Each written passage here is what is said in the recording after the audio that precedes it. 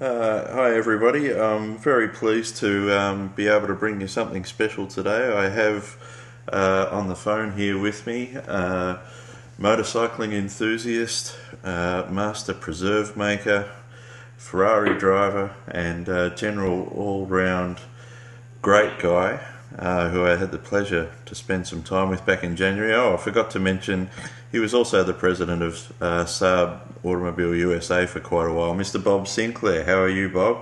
Fine, Stephen. I'm very pleased to get a phone call from you. Sitting here in the sunny blue sky day in Santa Barbara, California. Uh, Very, I have very fond memories of Santa Barbara, California. It was a beautiful visit. Thank you. We enjoyed having you here. We enjoy having people stop by to visit. You know, we know people, friends from after all, my wife and I are both in our 70s. We have friends all over the place, and we're just delighted when someone gets in touch with us by email or by telephone and says they're heading in this direction. So, very welcome. Yeah, oh, it was fantastic. When I first contacted you, I think it was late last month. I didn't know until just before that, and it seems that you weren't aware at the time either. But March 2008 was marked 50 years since you first joined the Saab organisation. You know, it's quite amazing, but it never occurred to me until you mentioned it. Isn't that incredible? You know, I've been going on all these years, and you would think that is a salutary day, but you'd think it would be red letter on my calendar. But no, just never thought of it. Right. And have you done anything to, since being aware, has sort of anything happened to mark the occasion, or it's just been another month? No, not really. It's just another month. My wife and I we're going to go out and celebrate a very nice dinner on Monday. That's this coming Monday, the 17th, St. Patrick's Day, when I will celebrate my birthday number 76. So you know, life goes on, and we're enjoying the good life here in California in retirement. Yeah, absolutely. Well, you started with back in 1958. What were they selling at that time?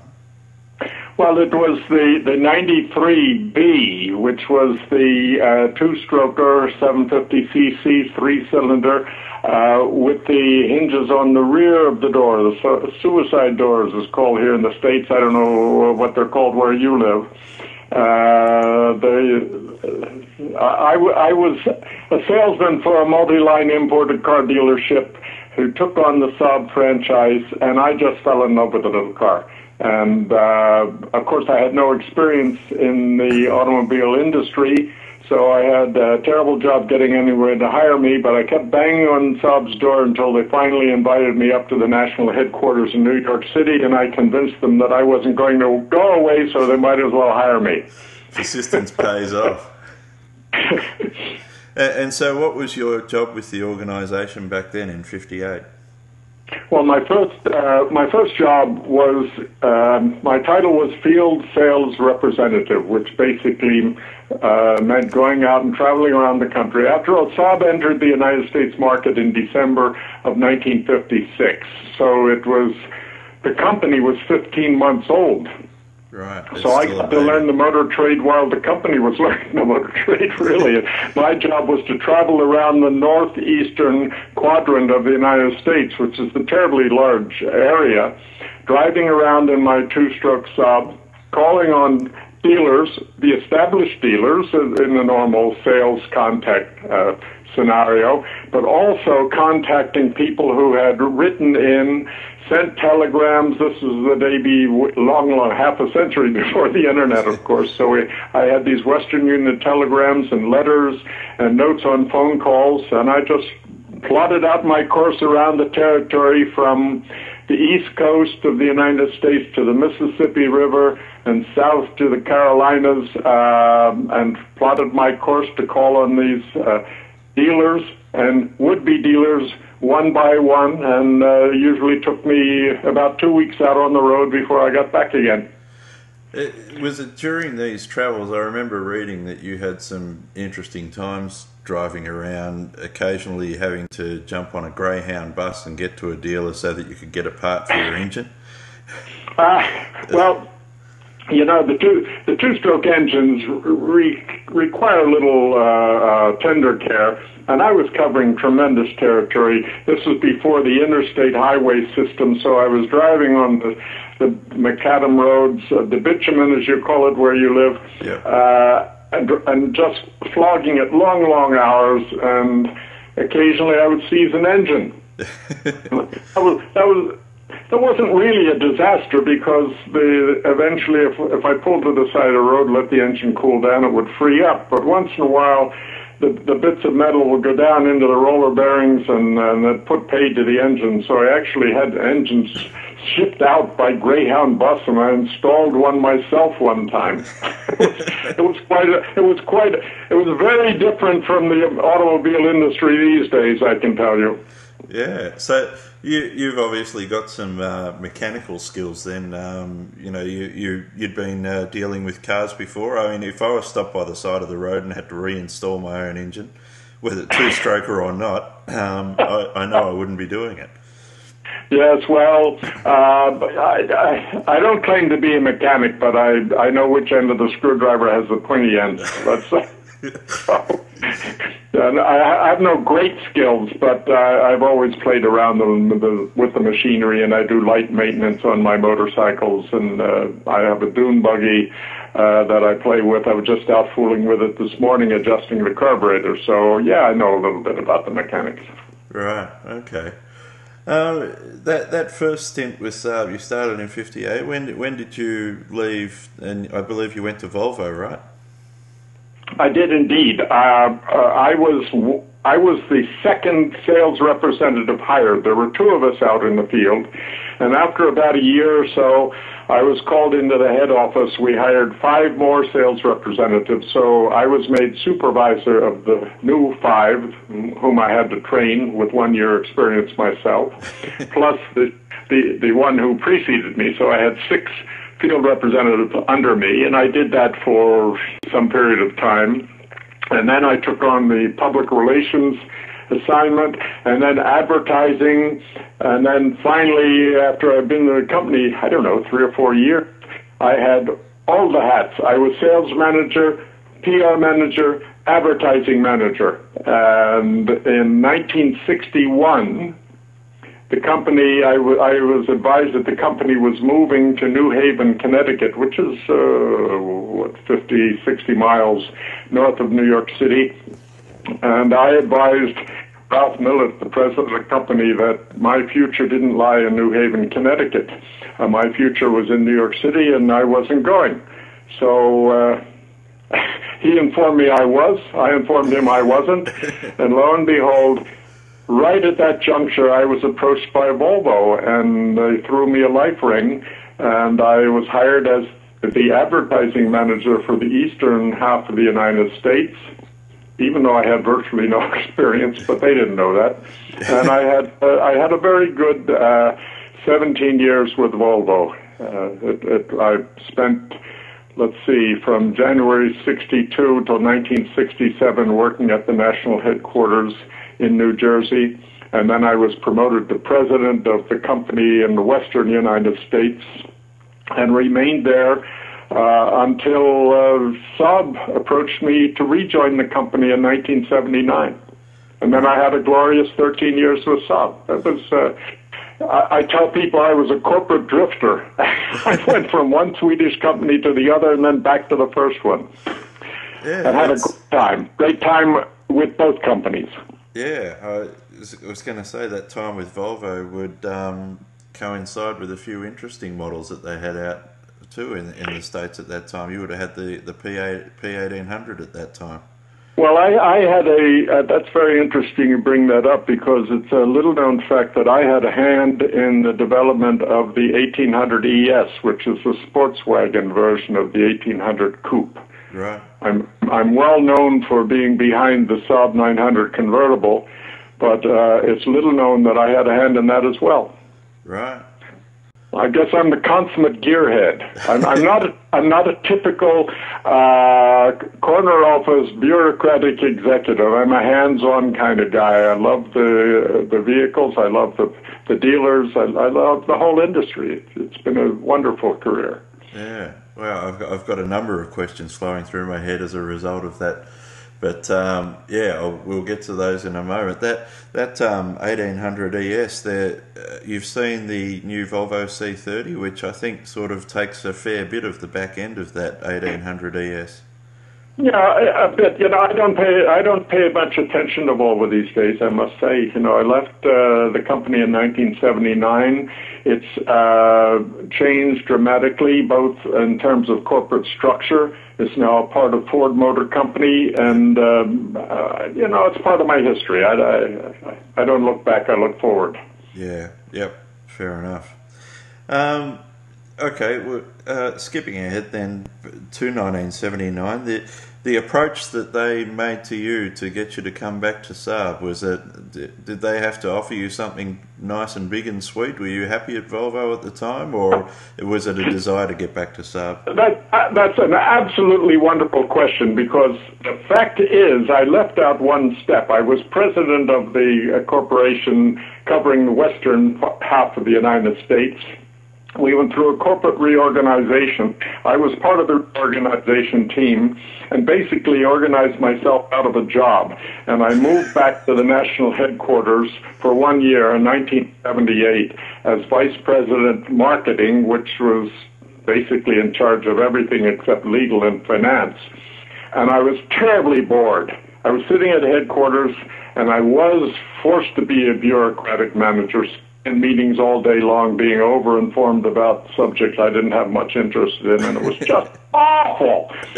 And I was approached by Saab, by Ralph Millett, who had been the founder of Saab in the United States, and little did he know that I desperately wanted to get out of Volvo, but with 6 children to support, I couldn't just walk away, and they offered me the job. Right. On behalf of the car company in Sweden. I was absolutely astonished, and went over and had a very tough negotiation, because even over in Sweden, the president of the company with whom I met had no idea that I wanted to be hired desperately. So we had a round of very interesting meetings. No, they didn't fill me up with a wheelbarrow full of gold. I told them what I was making with Volvo. I told them I wanted a 10% increase, and they happily agreed to it, and I should have asked for more. How was the relationship between management in the US and Sweden? Was it always amiable, or were you sort of at odds occasionally? Are you talking about Volvo now? Oh no, about Saab. Oh, Saab. No, well, I think the relations were very, very good and very friendly. However, as I said, I'm a hands-on manager. I like the material. I relate closely to the dealers in the market, so I didn't always agree with the direction of the management in Sweden. I had many confrontations, but I was delivering the goods. We were the largest market for Saab in the world. We were profitable, and so they sort of had to listen to me. And I tried not to be too obnoxious. But the operating a manufacturing company is very different from operating a sales and distribution company. So our thoughts and priorities weren't always congruent, and I had some confrontations. But we'd have the confrontations, we'd argue, and then we'd go out and have a beer and smile at each other. It worked just fine. Everything was all right. I guess one of those discussions and confrontations at first, and we're getting to the big subject now of the convertible. One of those confrontations was over whether or not a convertible would work, and I guess people like to hear the convertible story. Well, where to start on that one? The U.S. market was rocking and rolling, as they say, by about 1983 or so, and the Saab was having difficulties in some of the what I might call lower discretionary income markets, the Scandinavian markets, Netherlands, the companies that were having difficult economies. So the pressure from some of the European markets was to come out with a lower price car, whereas I was pushing up market, adding content, and there were two diametrically opposed directions when it comes to product development. So I was called over to Sweden with my sales manager and my marketing manager, and to our surprise, we met with all our colleagues from the heads of the different markets around Europe, plus me and my team, and we were shown a two-door sedan that was a stripper. You know, it had no equipment whatever.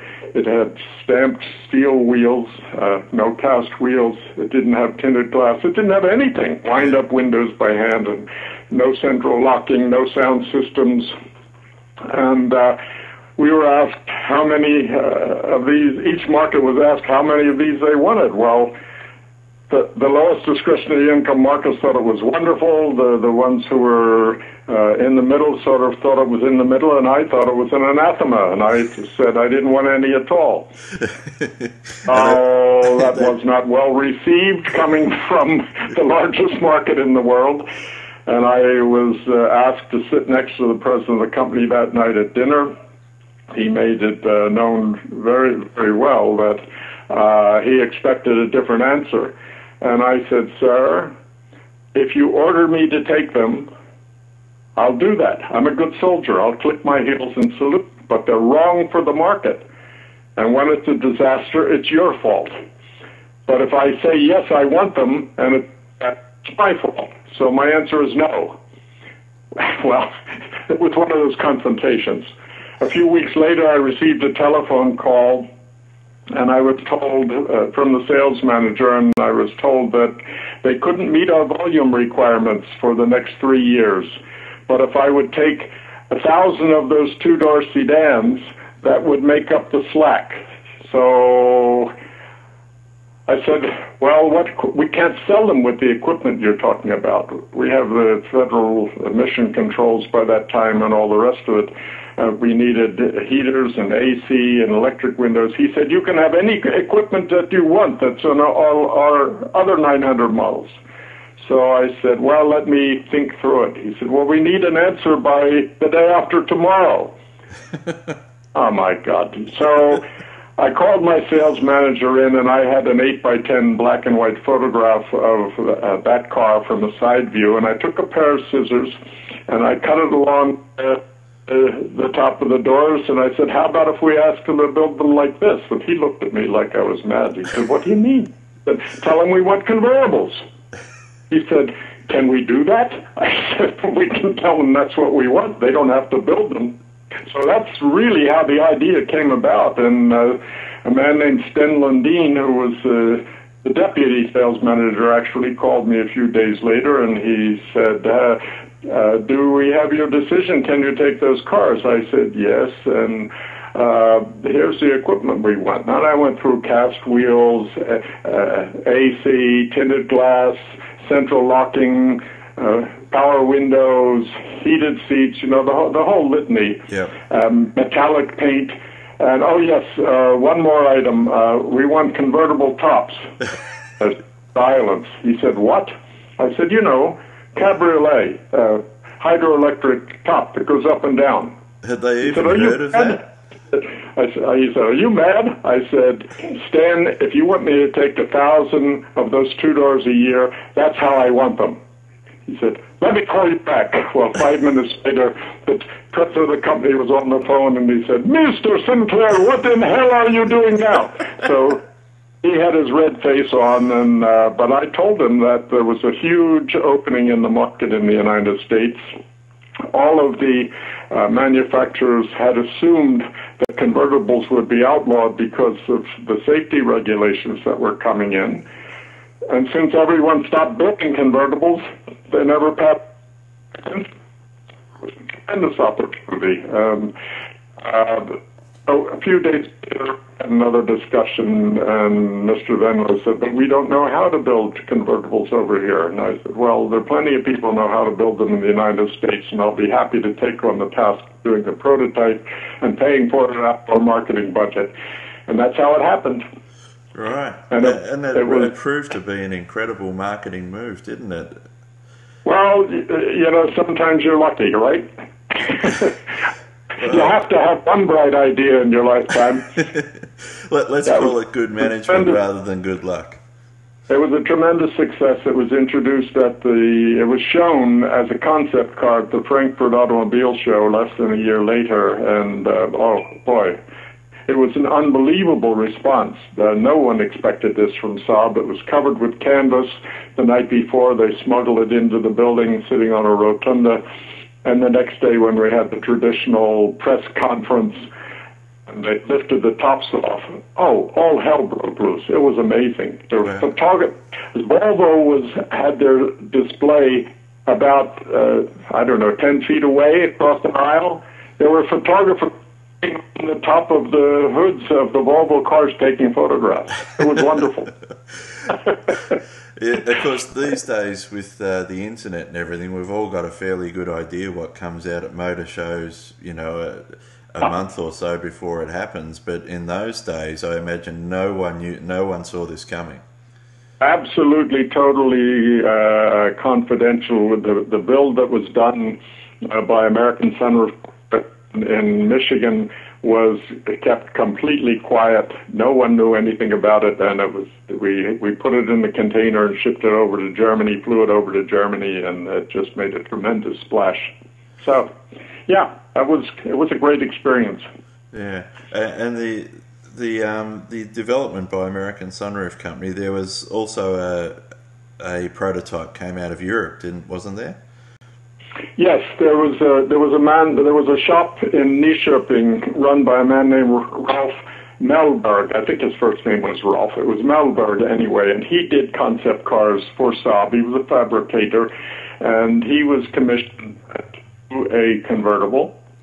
And then it was flown to California, and the management came out here, and we face-to-face show off, decide which one was going to be.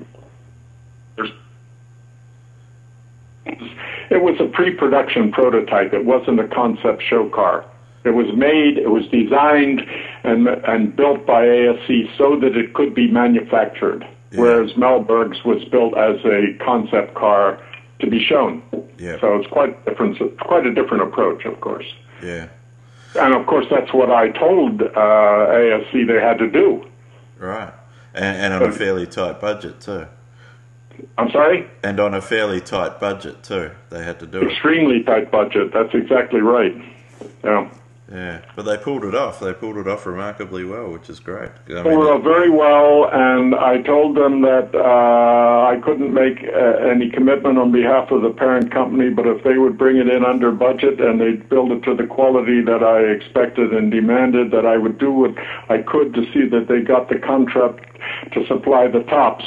The top stack and the bows and the mechanism and all the rest, because Saab had to buy them from someone. Yeah, and they got the contract, and it all worked out very well. Yeah, well, it started basically what is a legend within Saab now. I mean, here in Australia, I think a full third of our total sales are convertibles, which I find quite amazing. Yeah. Well, I was at the Boston Automobile Show about a month and a half ago, something like that. And I was told by someone from General Motors, Saab is a GM company now, of course. I was told by someone at General Motors that Ed Wellburn, who is the head of design now for GM worldwide, was asked in an interview by a journalist to name what he considered to be the iconic car in the history of all the GM makes, Cadillac, Pontiac, Oldsmobile, right on down the line. Yeah. Which he did, and when he came to Saab, he said, "Oh, that's easy, the black 900 convertible." Right. So, yeah, so it is an iconic model, and I'm pleased that I had a part in conceiving it. Yeah, it's fantastic.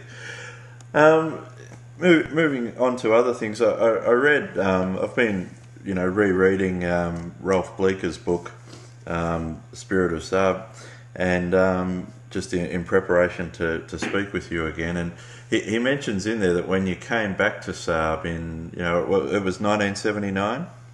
Correct. Yeah. May of 1979. Yeah, when you came back to Saab, you basically started a regime where you would read every letter sent in by customers, which must have been one heck of a time-consuming task. Well, not in the beginning, but by the time we get up to selling 50,000 cars a year, and I was still reading every customer letter. Yeah, it was very time-consuming. I got to the point where, long before that, I designed a rubber stamp and had my secretary stamp the letters as they came in, who they should go to, and then she'd run it through the copying machine and give me a binder in the weekend with all these letters inside, and I would then read them, and I would pick out quite a few of them, and I'd send a note on it to the person that it had been routed to and ask for a report as to how it's handled. Right. And the word in the company is the son of a bitch reads everything. But it brought a tremendous discipline to the company and to the dealers and to the sales, service, and parts representatives throughout, knowing that the president of the company was paying attention. And I did it for 10 full years. When I got to May of 1989, I say, enough. I'm not going to do it anymore. So, yeah, it was time-consuming, but it was well worth my time and effort. Right. Were most of those letters that came in with a, appreciation? Were they complaints? What was the nature of the correspondence? Well, it was all over the place. We went when someone bought a new Saab in those days through the 80s. They received a thank you letter, of course, from the company, the normal follow-up, and they received a coffee mug, and it had my card in it. So they knew where the buck stopped, and it invited a lot of correspondence. Most of it very pleasant, but the normal complaints.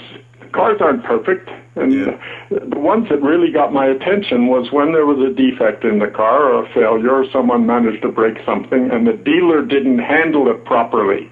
I jumped on the dealer with feet. And they knew that they had to pay attention because if they didn't, they were going to hear from the boss. Right. So, it brought a tremendous discipline to the company. Yeah, we've been featuring a number of... It was a hell of a lot of hard work, too, I'll tell you. Yeah, I imagine it would have been. We've been featuring a number of dealer stories recently, and it's similar situations, I guess.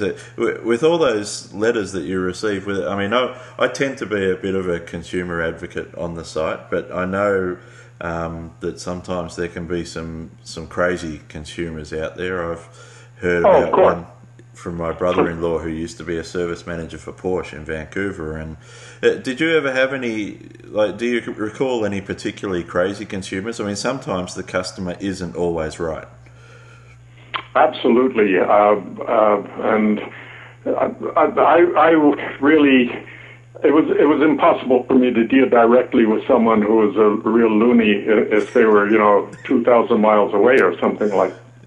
Occasionally, someone would arrive in of the company, and I'd have them shown into my office, and I'd listen to their story. And usually, they would be writing letters before that, and I'd know the history, and I'd just tell them that they were wrong. I said, the customer's not all right. They usually say, the customer's always right, Mr. Sinclair. I said, oh no, sometimes the customer is wrong. I remember one man who telephoned over and over again, and he was complaining about vibrations in his car. So finally I sent a rep out, and there were no vibrations. So the next time he phoned, I remember his name, but I won't repeat it because he was a well-known former race driver. Right. And I knew him personally, amazingly enough. And I said, well, when do you feel these vibrations? He said, well, when I go down the highway and I cross the car strips in the road, I feel a vibration in the steering wheel. And I said, well, what did you drive before you got your Saab? He said, Cadillac Eldorado. And I said, well, you probably shouldn't have bought a Saab. If you want to be isolated from reality, you should buy a Cadillac, even an Eldorado. But if you want to drive a car that handles and stops and turns and tells you what's going on through your ears and your hands and the balls of your behind, you're in the right car with a Saab. So he said, oh, is it really like that? I said, that's the way it is. So no, I didn't roll over. Sometimes a customer is not right. Yeah. I haven't heard too many complaints through the website where I've thought the customer was, but I know sometimes we can expect dealers to really jump through a few too many hoops, and whilst there's some dealers that do need to pull up their socks, I think overall they do try and please their customers. Absolutely. I like to associate with dealers. I was once asked by the president of the company in Saab when I was talking about doing something social with some dealers. He said, do you enjoy being with your dealers? Or, I'm surprised that you enjoy being with your dealers. I said, listen, there are two reasons why I enjoy being with the dealers.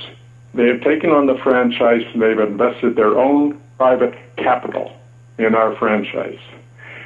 That's the first reason. He said, what's the other reason? He said, the other reason is that's where the money comes from. Yeah. So, it's very important to remember that. Yeah. Dealers are human beings like everybody else, and I think everyone would like to do the best job possible. But someone has to show them the way, and that was my job. Yeah. The relationship obviously worked. What were your you had, what was it, 60 months of continuous growth, and what were your highest yearly sales there? It was right on 50,000 in 1986, I think, and then we had a revision of the tax laws in the United States. There was an economic slump, and the whole bottom fell out of the market for everybody. There was a tremendous drop in the total market in 1987 and on. Never did come back for Saab to where it had been in 1986, but it was right on 50,000 cars. I think the exact number was 49,144. Right. Wow. That's incredibly good recall.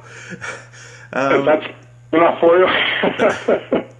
No, it was very important. We had 60 consecutive months of growth, as you said. And when we got up around 45 or something like that, I contacted Automotive News, the trade weekly, and I asked them if anyone ever had a record like that, and they couldn't find anything like that in the history of the automobile in the United States. So I was very pleased with that, frankly. Yeah.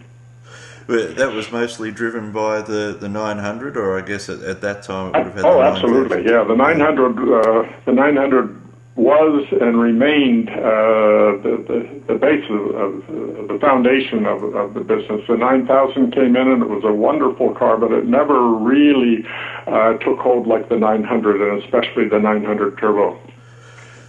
The 900, of course, is revered just for its practicality with that enormous hatchback. And why do you think the hatchback just in the US, why the hatchback just hasn't kept hold? Or would Saab be able to make another hatch successfully? Because the people that love Saab want one badly. I think it was a tremendous strategic error to kill the hatchback, which was done by General Motors, and the only reason I can think of was because it doesn't fit in with the GM ethic. Right. Nobody at GM thinks hatchback. So, here's its franchise. There's a very small volume in the GM sphere, selling cars that they weren't comfortable with. But Saab lost a lot of volume by doing that. And now, of course, the world is turning to hatchbacks again. They make a tremendous amount of sense. Yeah, absolutely. There seems to, it seems from my reading of America that once America has an opinion against something, that opinion sticks for quite a while. And there was this perception of diesels being dirty and hatchbacks being cheap, which European manufacturers are having to overcome now. And I just can't help but think that Saab should be making inroads in those areas as well. Well, I think what you're touching on now is the difference between what I call mass marketing or niche marketing. Yeah. And Saab was and still is an expert at niche marketing. And when you find a niche that has a significant number of buyers that the competition is not offering, it seems obvious to me that's where you should put your horsepower. Yeah, absolutely. You've been retired for some time now. You left Saab in 91, was it? I did indeed, yes. Yeah, so that was with some GM ownership of the company. And did you was that anything to do with why you left, or it was just time to retire? Well, that's a little bit complicated question, but the primary catalyst for my leaving was that my contract, my employment contract, permitted me to retire on my 60th birthday. And I advised my board as I approached my 59th birthday that I wished to retire a year hence. And that was in March of 1991. I made that announcement at a board meeting in Geneva, to the total surprise of the Swedish management. And then I subsequently negotiated myself out in September of 91. That was the primary reason. The secondary reason was that I was really not comfortable with the change in ethic that came with General Motors from selling a reasonable number of cars at high margins and spending a significant amount of funds on nurturing the dealers and so forth, to pressure from General Motors, although it was general pressure, to move the iron, sell more cars, cut prices, give discounts. That just wasn't my way of doing business. So it was a graceful time for me to get out. I think there's a bit of a perception, well, I've always thought anyway, that GM took that 50% stake in 1990 and pretty much left Saab alone. It always seemed like they didn't have much to do with the company until quite recently. They pretty much left them to their own devices, but obviously from what you're saying there, they did, the influence was felt even back then when they had just a 50% stake. Yes, but I did say it was gentle pressure. Yeah. It was always there, but it was gentle pressure. Yeah, okay. It certainly was.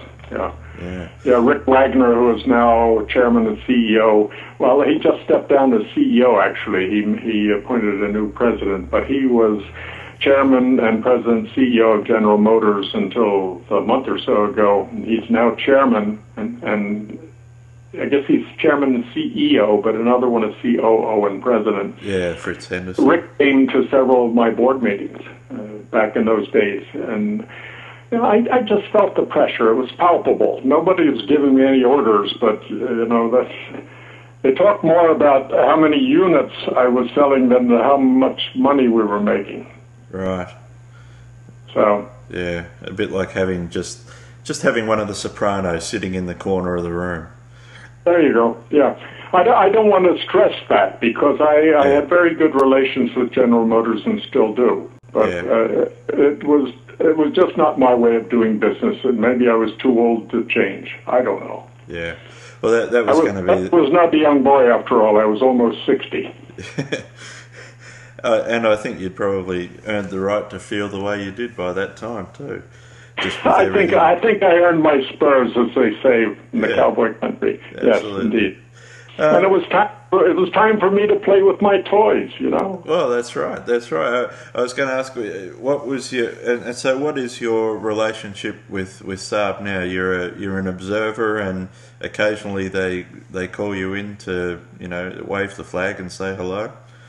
That's about it. Yes, I have no direct relationship at all. I have a very friendly relationship with Steve Shannon, who's the head of the U.S. market, and with Jan Willem Wester, who I knew as a journalist, actually. He was with Autovisie in the Netherlands during my years in the 80s, and I met him at the Geneva show and things like that. And now he turns up as the PR boss for Saab in the United States. So obviously I have good relations with him. I have good relations with Steve Shannon. I've had dinner with him. He's invited me to a couple of automobile shows. Go to the Saab Owners Club convention each year. So, yeah. But I am an observer from the outside. Yeah, and you're not an owner of a Saab vehicle, of course. Have you had one since you retired? Yes, indeed. When we bought it in Turbo, and drove my wife. It was my wife's car basically because I was driving mainly a pickup truck, something like 120,000 miles. And then it was recycled to our youngest son, and he drove it for quite a long way. He just retired it not too long ago. Okay. Yeah. And have you just a quick, perhaps, thought about the future? Saab released a concept car in Geneva earlier this month. Did you happen to see that one, the 9X concept? Yes, indeed. Of course. Yeah, and what were your feelings on that one? A lot of people are feeling very bullish about it, mainly because it is a compact car again, and of course it'll have that hatch type thing again. There's no definite word on whether it'll be produced, but what did you make of it? I think it has the potential. Obviously not in exactly the configuration that it was shown at Geneva. I have not seen the vehicle itself. It's been illustrated. It's in this week's Automotive News, as a matter of fact. There's a photograph of it. I just looked at it last night. I think it has the potential to be another iconic car, like the Volvo 1800 ES, like the Saab 900 convertible, if it's handled properly. And I like it. I like it a lot. Yeah, it certainly seems to be a market that Saab need to get back into, I think, to get that younger buyer in again. Yeah. I'm a little bit uncomfortable with the side profile because I think the downward slope of the roof line is a bit too extreme, but that can be tidied up. That's a detail, but I really like the concept. All of those years with Saab, what was your favourite drive out of all of them? You pretty much would have dealt with just about every car that they sold, even though you had a 14-year or so gap in between your jobs with Saab. You didn't miss much in terms of changing models in that time. I'm sorry, the telephone connection just broke up. You asked me which model did I enjoy the most? I was just going to say, even though you missed you had a 14-year gap in your jobs with Saab, you didn't miss much in terms of new models because they were developed so slowly. So you pretty much. I see what you mean. Yes, I understand you. Yeah. Well, I didn't have much contact with Saab during those years, frankly. I was fully engaged. I was just as fully engaged during my Volvo years with their business as I was during my Saab years with Saab business. So I paid attention to what I was selling. I drove, when the 99 Turbo came out, I contacted Saab's PR guy on the western part of the United States and asked him to come have lunch, and I drove the 99 Turbo, and I was very impressed. But apart from that, I didn't drive Saabs during those years. Yeah. Well, over your complete time with your full relationship with Saab, which car was your favourite to drive or your favourite in general? That's easy. 900 two-door turbo. Right. Yeah, that's what I always drove. Yeah. I didn't drive convertibles, actually, amazingly enough. I just never took one out as my company car. I had access to them, for heaven's sake. We had cars around. I could drive whatever I wanted, but my personal car was always a black two-door turbo. Right. And it was always black? As far as I know, my wife's sitting here. Was it always black? She's shaking her head. She doesn't know. She doesn't remember anything different. Yeah, okay. Yeah, well, I guess, I probably could have predicted the 900 Turbo answer, but the fact that it was always black is interesting, just with the current emphasis on the black Turbo with the Turbo X. So, it certainly was an iconic vehicle. Exactly. I was delighted. I was called to Boston. I was invited to Boston by Steve Shannon, the current COO, and I was just delighted. They had the Turbo X there, and they had a 1986 Turbo Aero Black, fully restored, sitting next to it. Yeah. That really did my heart good. Right. Did you want to get in and drive it? Did they give you an opportunity to I drive wanted to steal it and bring it home with me. They didn't give you an opportunity to drive it? I guess it was just locked up inside the shop. It was in the halls, yes, they set aside a car for me to drive, but I really didn't need it. I flew into Boston, I stayed in the hotel, and never used the car. But that 1986 Black Turbo Aero, that really, really brightened my eyes, I tell you. Yeah. Well, I've got a silver one here at home, an 85 one in silver, and it's just fantastic to drive. It's heaps of fun. You know what I'm talking about then. Yeah, yep. Absolutely. Look, there's probably a million more things I could ask, but we're at about 50 minutes now, so I should probably wind things up. We could keep going forever otherwise, and I don't want to take up all of your afternoon. Not at all. You're welcome to call back anytime. I really enjoyed it. I enjoyed having you here in our home. And I hope and trust you'll come visit us again the next time you hit these shores.